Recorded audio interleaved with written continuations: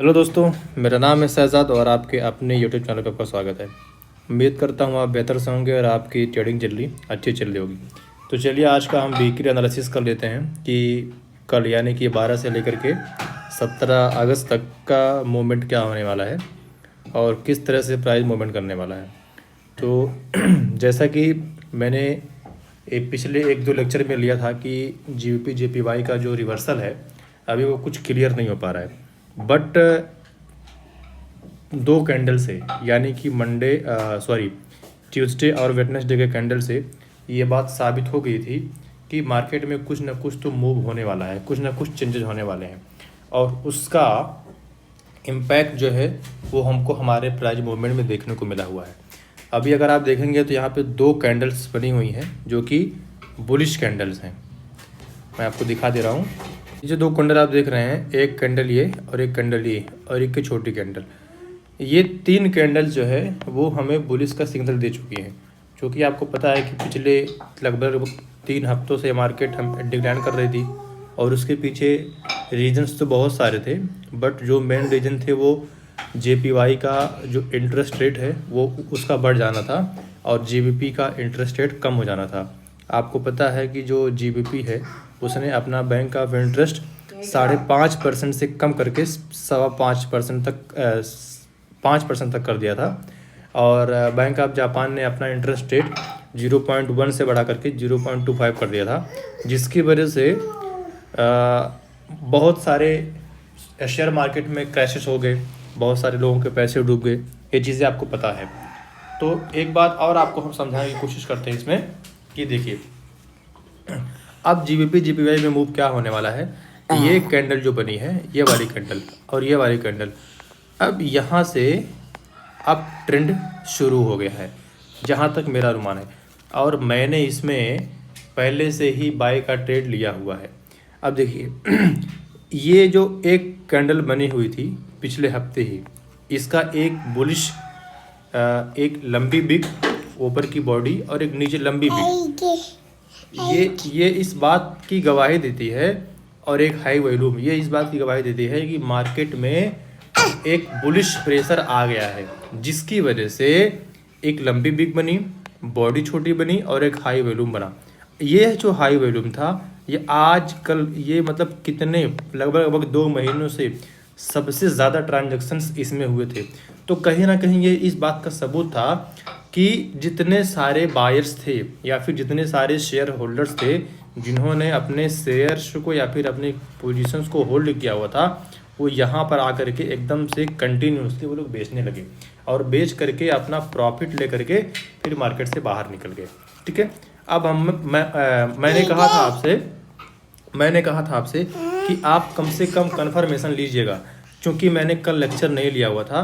तो ये देखिए, ये मैंने आपसे कहा था कि ये कन्फर्मेशन आपको लेना पड़ेगा कि मार्केट क्या वास्तव में बुलिश हो गई है, मार्केट में रिवर्सल आ गया है कि नहीं आया है।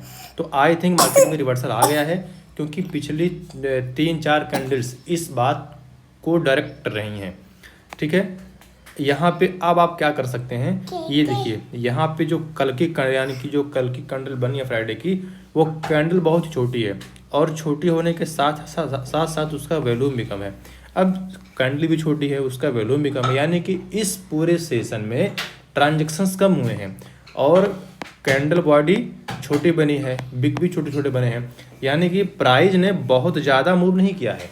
और जब प्राइस ने बहुत ज़्यादा मूव नहीं किया तो इसका मतलब ये हो सकता है कि जो पार्टिसिपेंट्स थे वो उतने ज़्यादा इंटरेस्टेड नहीं थे प्राइस को ऊपर या फिर नीचे ले जाने के लिए, यानी कि हम कह सकते हैं कि जो मार्केट सेंटिमेंट था वो वीक था। अब देखिए यहाँ पे तो 2 कैंडल्स बनी, वो भी अच्छी खासी बुलिश कैंडल बनी, उसके बाद में एक छोटी कैंडल बनी है जो कि ये कैंडल है, और ये कैंडल इन दोनों कैंडल से छोटी है और इसका वॉल्यूम भी छोटा है। तो ये एक भले ही एक बेरिश कैंडल है, लेकिन हम इसको नेगेटिव सेंटिमेंट नहीं मान सकते, क्योंकि मार्केट पार्टिसिपेंट जो हैं वो बहुत ही कॉज बरत रहे हैं।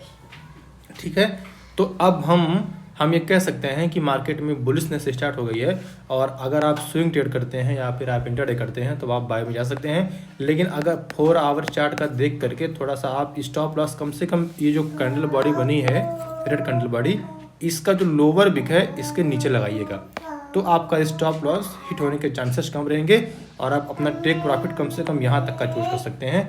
और अगर इस रेजिस्टेंस लेवल को ब्रेक करती है तो आप यहाँ तक का चूज कर सकते हैं। ठीक है, अब चलिए हम दूसरे पेयर में चलते हैं और देखते हैं कि क्या हो रहा है। गोल्ड में मैंने कहा हुआ था कि गोल्ड में अभी कुछ भी ट्रेड आप मत कीजिएगा, क्योंकि गोल्ड में जो है अभी कोई भी कंफर्मेशन नहीं मिला है, लेकिन पिछले 2 दिनों से गोल्ड में एकदम से बुलिशनेस आ गया है। ठीक है ना, तो फिलहाल अभी के लिए अगर आप गोल्ड में ट्रेड करेंगे तो मुझे लगता नहीं कि आपको ज़्यादा प्रॉफिट होने वाला है। हाँ, अगर आप 4 आवर पे या फिर 1 आवर पे आप ट्रेड करेंगे तो हो सकता है आपको थोड़े बहुत छोटे छोटे मूवमेंट को आपको कैप्चर करने की एक तरह से सुविधा मिल जाए। लेकिन अगर आप बड़े मूव को कैप्चर करना चाहते हैं तो फिर आपको थोड़ा सा वेट करना पड़ेगा, क्योंकि देखिए ये कैंडल बॉडी बनी है no wicks heavy candle body, volume जो वो एवरेज है, उसके बाद में एक छोटी कैंडल बॉडी उससे कम वॉल्यूम, और अब यहाँ पे कोई ना तो सपोर्ट है ना तो कोई रेजिस्टेंस है। लेकिन हाँ, अगर आपको इंटरेस्ट है कि गोल्ड में मेरे को बाय करना ही है तो आप बाय में जा सकते हैं, इसमें कोई घबराने वाली बात नहीं है। और आपका स्टॉप लॉस ये जो बॉडी है इसका जो लोअर लो है, यानी कि जो लोअर लोबिक है इसके नीचे होना चाहिए, और टेक प्रॉफिट आप यहाँ पे लगा सकते हैं, कम से कम यहाँ पे लगा सकते हैं। ठीक है ना, इतना आप कर सकते हैं। यूरोएसडी का हम देख लेते हैं कि यूरोएसडी में क्या होने वाला है। यूरोएसडी में मैंने आपको बताया हुआ था कि यूरोएसडी में हमको बाय में नहीं जाना है। अब देखिए पिछले 4 दिनों से मार्केट में डिक्लाइन है, भले ही प्राइस का मूवमेंट बहुत ही कम हुआ हो, लेकिन प्राइस में फ्लक्चुएशंस बहुत ज़्यादा हुए हैं। जैसे कि देखिए ये वाली कैंडल, ये वाली कैंडल, ये वाली कैंडल और ये वाली, इन सारे के सारे जो कैंडल्स में फ्लक्चुएशंस इतने ज़्यादा हुए हैं कि मार्केट पार्टिसिपेंट्स बिल्कुल ही एकदम से वो सोच नहीं पा रहे हैं कि भाई मेरे को ऊपर जाना है कि नीचे जाना है, मेरे को प्राइस को किस दिशा में लेकर के जाना है, ये बिल्कुल भी वो सोच नहीं पा रहे हैं। तो हमें फिर भी क्या करना चाहिए, हमें इन सारे मूवमेंट्स को देखते हुए हम एक फ़ैसला ले सकते हैं कि हम सेल में जा सकते हैं और अपना स्टॉप लॉस कम से कम इसके ऊपर लगा सकते हैं। बाय में तो हम कतई नहीं जाएंगे, क्योंकि बाय का ट्रेंड है ही नहीं। ठीक है ना, हम सेल में जाएंगे और अपना स्टॉप लॉस यहाँ लगाएंगे और फिर हम अपना टेक प्रॉफिट कम से कम यहाँ तक तो कर सकते हैं। ठीक है ना, अगर आप स्विंग ट्रेडर है तो।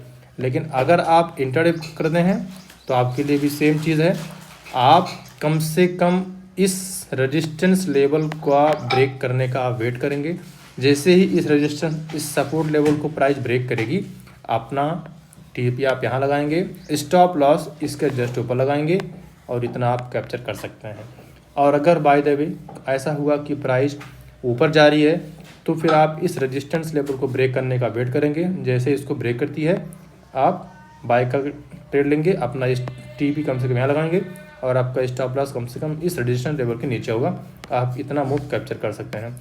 लेकिन मैं आपको बताना चाहूँगा कि कभी भी जब आप ट्रेड लें तो आप लंबे मूव को कैप्चर करने की सोचें, क्योंकि छोटे मूव्स में प्राइस में बहुत ज़्यादा फ्लक्चुएशंस होते हैं।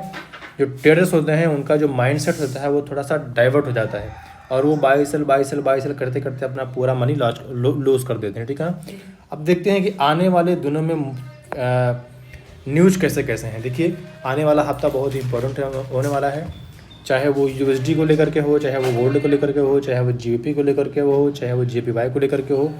बहुत ही इम्पॉर्टेंट आने वाला हफ्ता होने वाला है। इसमें जीबीपी के इंटरेस्ट बहुत सारे न्यूज़ आने वाले से, सीपीआई का न्यूज़ आने वाला है और जीडीपी ग्रोथ आने वाला है month to month, retail sales का न्यूज़ आने वाला है और यूएसडी का न्यूज़ आने वाला है, जो कि डायरेक्टली हमारे यूरो यूएसडी और गोल्ड पे इम्पैक्ट डालेगा।